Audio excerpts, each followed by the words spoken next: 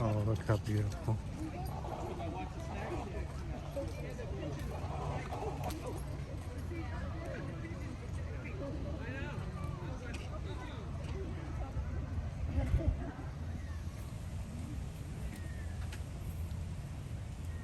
Ah, that's why. He negotiated with the National Park Service to get them. Yep. Gotta explain.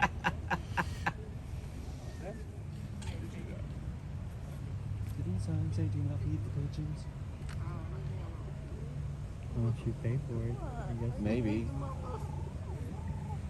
I mean, she might be want to be the bird lady from Mary Poppins, so she feeds the birds.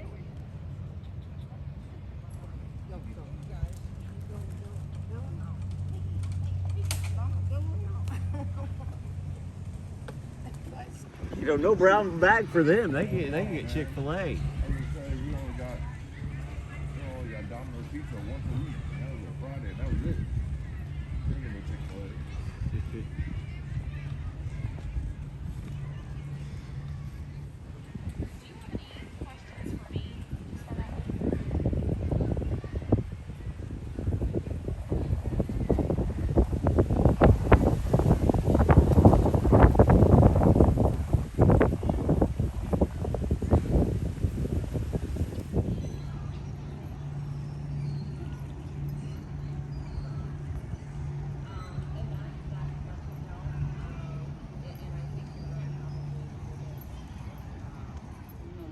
Alright, good afternoon. How's everyone doing today?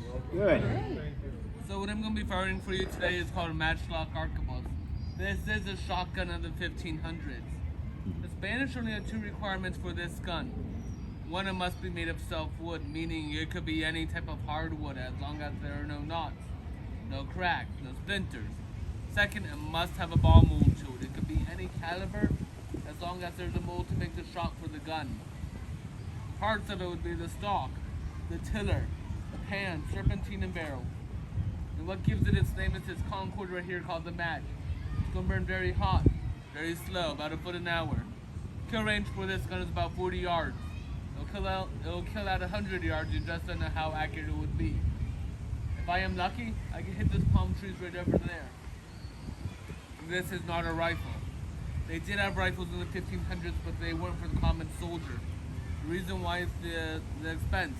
A rifle costs about $5,000 to make, where an arquebus would be about $100 to make.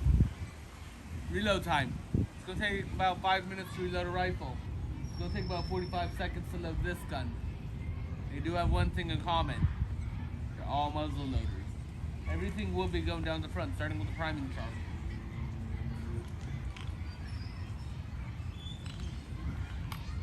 Cast your gun about. Take your charger. This right here carries enough powder just to fire one shot. Open it, pour it down the muzzle of your gun. Take your shot. Either a solid lead ball or a linen bag full of BBs turning into a shotgun. After that, you're wadding. Wadding in Europe would have been felt plugs dipped in oil. We're not using that here in the new colonies as much. The reason why? We don't want to cut up our only shirt just to fire it. So we're using plugs of moss instead. Grab a little from the trees, ball it up, put it right on top of your shot. Take your scouring stick, run everything down. Make sure it's nice and seated. Return your scouring stick. Cast your gun about. Go up and lose powder. Take your match, blow on. By blowing on it and taking off all the ash, exposing the hottest part of the coals. I'm going to give 3 commands. Preparing, Pulton, Fuego, ready, aim, fire. If you don't like loud noises, Fuego is fire. Cover your ears. Return!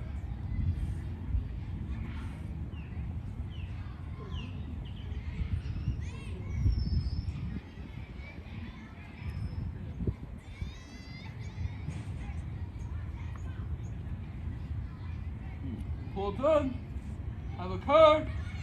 Fuego!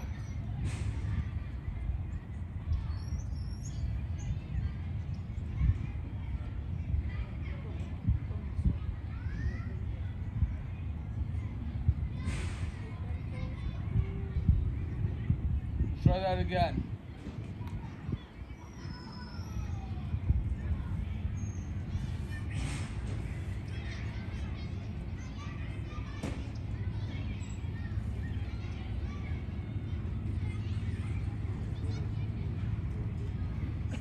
Turn. Full turn. Have a curve. Flip. A good soldier can fire one shot every 45 seconds. They're required to fire a shot every minute. Could I answer any questions?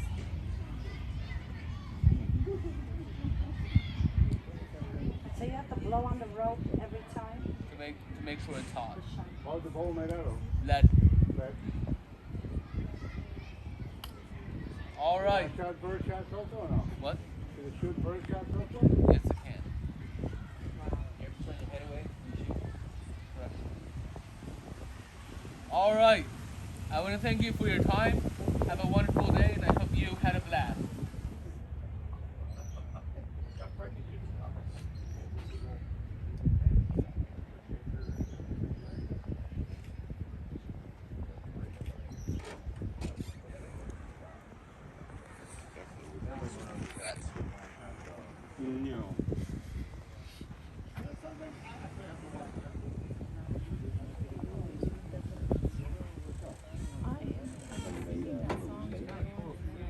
Demonstrations. And the one big thing that these two weapons will have in common with each other is this.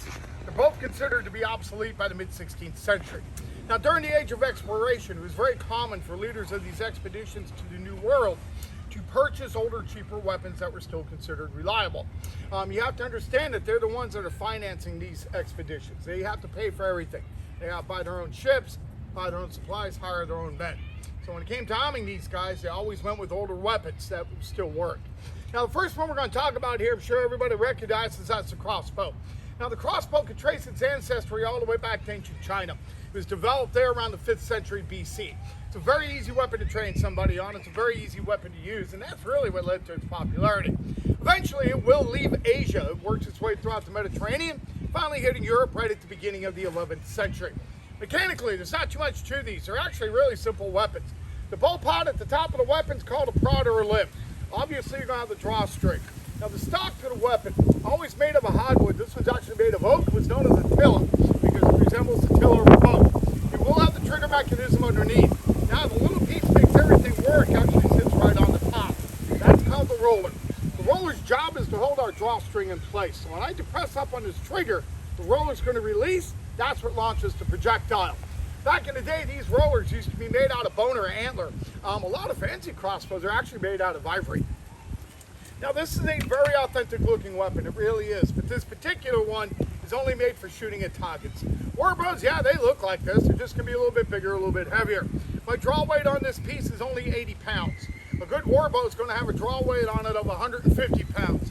Some of them actually got so severe that they had a tool known as a goat's foot lever to assist you in bringing that drawstring back into place.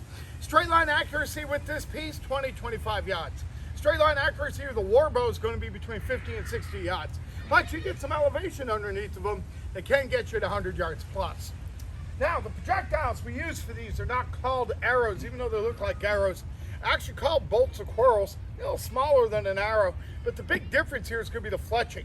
As you can see, it's only fletched on two sides.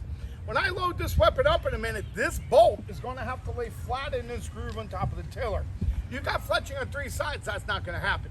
And like the weapon itself, the bolt's just made for shooting at targets. It's got a nice smooth tip to it. War bolts are going to be very similar to these. Shaft is a little thicker, a little heavier. Now, there were different types of war tips out there, but this particular one is my favorite. It's called the bodkin. When this weapon is popular, so is a chainmail. These bodkins were literally designed to puncture chainmail. So, in September 1565, when the Captain General of the Ocean Seas, Don Pedro Menendez de Avilés, huge fan, love Pedro Menendez. He's going to found our little seaside village on this field, okay? St. Augustine's born right here. When that event takes place, nobody in Europe has used a crossbow in warfare for over 8 decades. And Pedro Menendez is going to purchase 30 of these war bows and bring them over here. 6 months after the landings take place, he orders another 50 of these and sends them north to Fort San Mateo. Now, when you compare this weapon to the matchlock arquebus that we demonstrate next door, I've actually got two advantages. One, an experienced soldier with a crossbow can get one bolt out of this every 15 to 20 seconds. The Army standard to reload that matchlock arquebus is going to be 40 seconds. All right, so it's got a higher rate of fire. But more importantly, this weapon doesn't depend on black powder. The Arquebus does. Guys, this is Florida. All right, great. Yeah, it's really nice and mild here today. 90% of the time, Florida is a hot, wet, and miserable, humid place. And the powder back then is nowhere near as good as what we use now. Your powder goes bad, that Arquebus turns into a 9-pound club, just like that. Crossbows, they don't have that problem. Now, loading her simple. I'm going to flip her upside down, put my foot in the stirrup, pull back up on the drawstring. All right, drawstring is set. Going to take the bolt, slide her on in there. She's good to go. Now, the one thing the weapon does not have, doesn't have a sighting system to it. No front, no rear side aperture. I found personally, for me, the best way to aim this, use the tip of the bolt as your sight and just try to get as close to center mass as possible. Guys, don't see any kayakers back there, do you?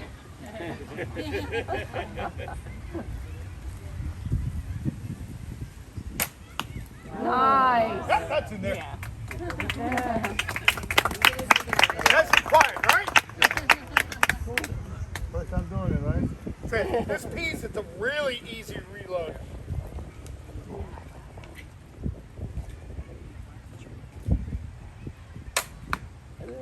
Oh, hold it a little up. You got the point? Very nice. Yeah, the main purpose of these guys is going to be backup weapons to the Arquebus. Arquebus guys are going to be reloading. Guys with the crossbows are going to step up, get some bolts down range. 3 years down the road, though, these are simply just going to fade away. All right, next, my partner's going to come out and tell you a little bit about our cannon. We'll get her fired off for you. Appreciate you guys coming out. Go Pats. Thank you. Right. So our cannon is a replica. It's not an original, but it's a very good copy of the type of cannons that Pedro Menendez and his men would have brought here in September of 1565. In fact, he brought 20 cannons that look a lot like the one on the platform, and he fortified this area right in through here with those. So not only is the field behind you the site of the first settlement here in St. Augustine, this is also the site where the first fort was built. Now that type of cannon was considered to be obsolete by the 1500s. They were products from the 13 and 1400s. So it was an old style cannon. They were considered weak. Nobody really wanted to use those on the battlefields of Europe anymore. So they were cheap to get. Menendez took advantage of that. Now by the 1500s, they're producing cast iron cannons like the ones we have all through the park. And these were much more powerful. Now they're muzzle loaders, which means everything must be loaded down the barrel from the front. Gunpowder, wadding, and cannonball are all pushed down the barrel, and once they're fired, they have to be sponged out before you reload it. So you have to take something similar to this that's dunked in a bucket of water occasionally, and you'll run that down the barrel of the cannon a few times to put out any embers from the last cannon shot before you reload it with new fresh gunpowder. You don't want to skip that step. So it would take over a minute to reload that cannon, but they're powerful. For instance, this cannon right here and the one there on the pedestal, they're known as Spanish long nines. They can fire a 9-pound cannonball 1.5 to 2 miles. That's pretty powerful. Now our cannon was really nothing like that, but when they were made in the 13 or 1400s, that style of cannon, well, they were made in a primitive fashion. The cannon barrel itself was actually made as a tube that was open at both ends. So the gunpowder and the wadding went into a whole separate piece known as the powder mug or the servidor, and that would be the cylinder that you see sitting beside the cannon to the rear of it. In fact, we've got one loaded in the cannon just like it already. Gunpowder and wadding in the servidor will slide up into the open breech end of the cannon. Then a large block of wood is placed in behind that to hold it in place. And while that's being done, somebody else is loading the cannonball, but from the front, from the muzzle end. So it's a breech charge, muzzle-loaded cannon. They were known as bombardettas. Now the big difference is once you fire that cannon, you pull that block of wood away, you pull the servidor out, you got another one loaded already, gunpowder and wadding, you quickly reload the cannon. Now you get your second shot off in somewhere around 25 to 30 seconds, more or less. And if you have 3 or more servidors, which was quite common, you'd have a 5-man gun crew switching these things out quickly. A couple of the men are reloading the cannons, the servidors with new gunpowder. So you keep up a rate of fire 2, sometimes even 3 shots a minute. 2 to 3 times as fast as that type of cannon, but they're nowhere near as powerful They're restricted to smaller cannonballs, and they don't have the same kind of range that one has. So ours would fire a 6-pound solid iron shot. Now, all cannonballs were solid in the 1500s. They didn't have exploding cannon shells yet. Those don't actually show up to the last half of the 1700s. If you put a full load of gunpowder in the Servidor, our cannon would have had a maximum range of just under a mile. Now that's when they were new cannons, and they weren't new cannons when Menendez brought them here, and they weren't accurate at that distance anyway. The gunners that were here practiced to hit targets at somewhere around a half a mile. That was the effective range of these things. In fact, they were supposed to practice once a week according to the king's orders. We suppose they did. They were pretty good at hitting targets at a half a mile. Okay, so what happens now if the enemy ever showed up offshore? They're out in the ocean, they have a fleet of ships, and on their ships they have cannons that fire 1.5 to 2 miles. How do you defend yourself here with these dinky little cannons? Well, that's exactly why Pedro Menendez chose to fortify this piece of ground. He was well aware of the fact that the inlet that existed back in those days, the old original inlet, was only 9.5 feet deep. That was at high tide. It was way too shallow for large ships to come through. They'd have to remain a distance offshore. That was almost 4 miles from here. Their 2-mile guns were useless against us.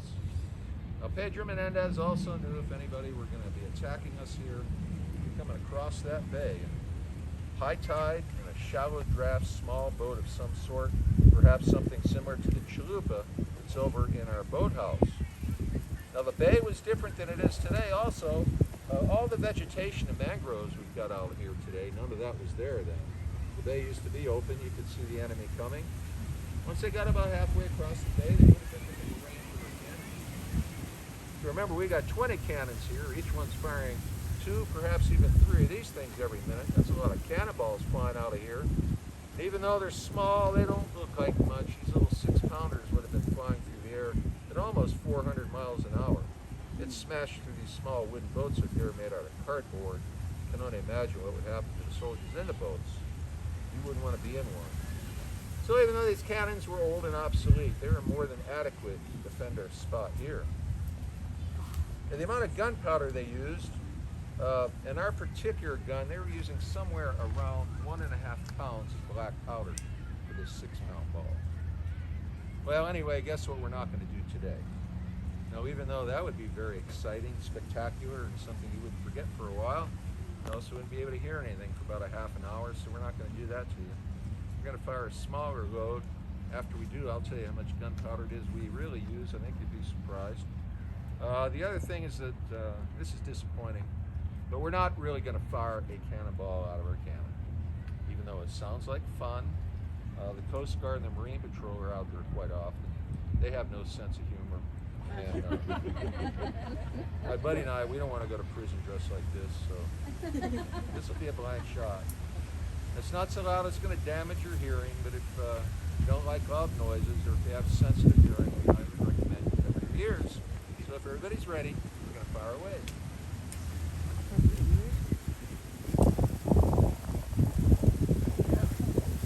Don't need it, Mike. Oh, ¡Con España! ¡Con España! ¡Fuego!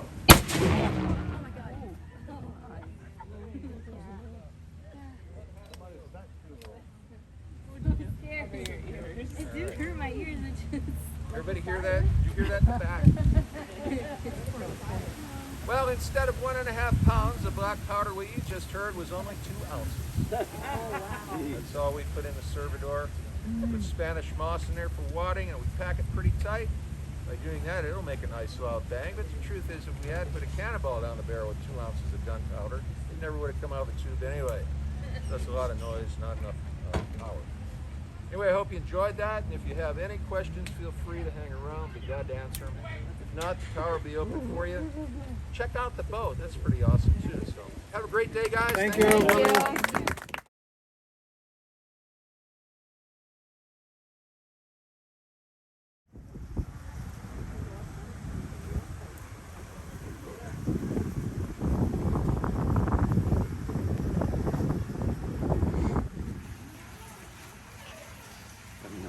Just talking about that. Huh? Let me know when you're ready to hang on. Hang on. it's not even.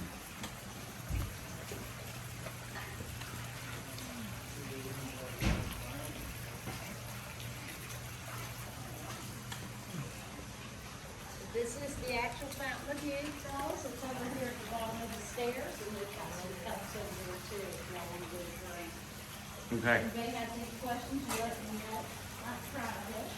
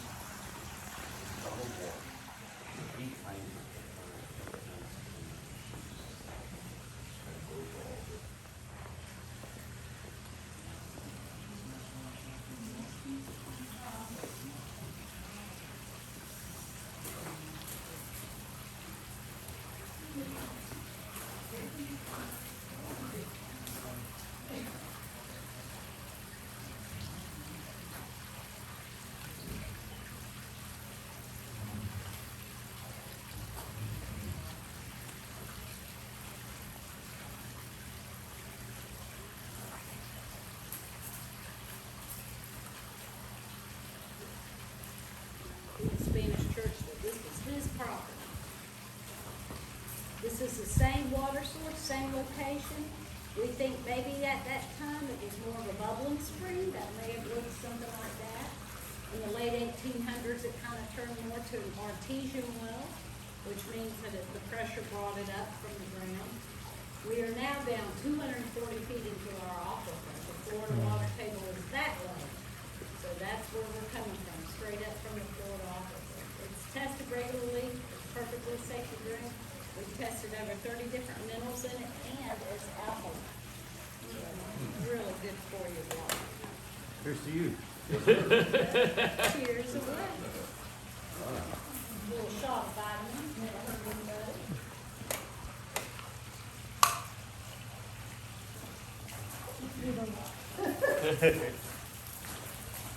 Cheers.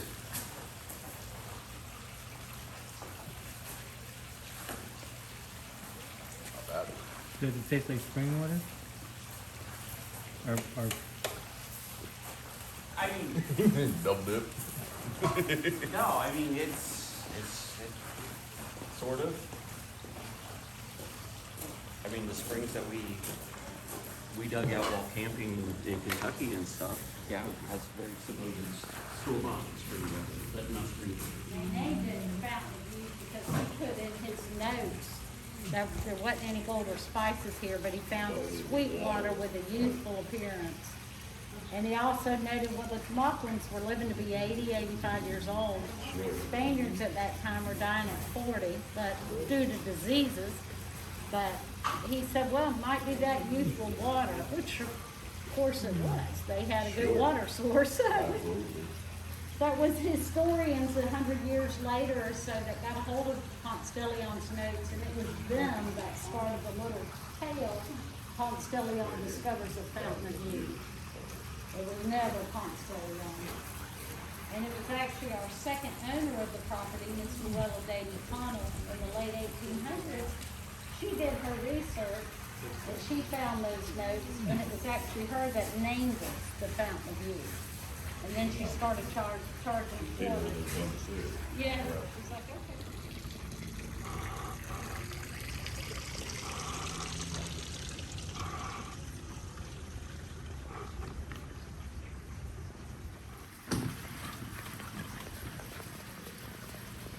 That's fast. yeah, everything's during a show right now.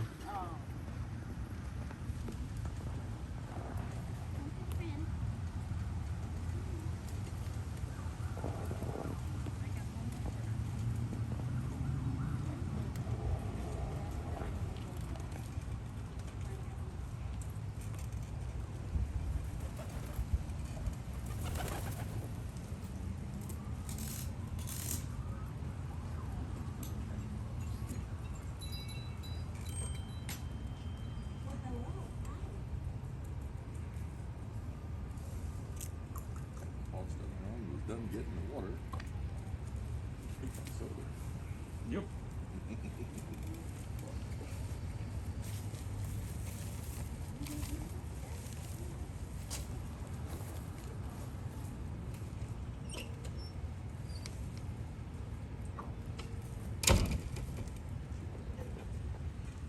yeah, I got some water. Oh, no.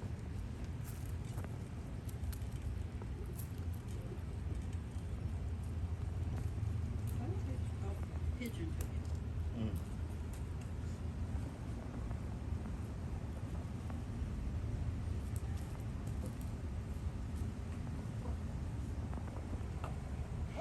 You're brave.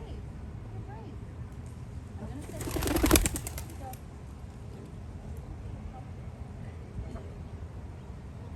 I'm gonna set it down. Go and set it. Go. You're a brave one.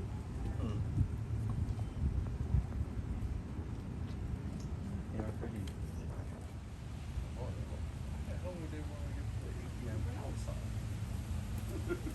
Yep.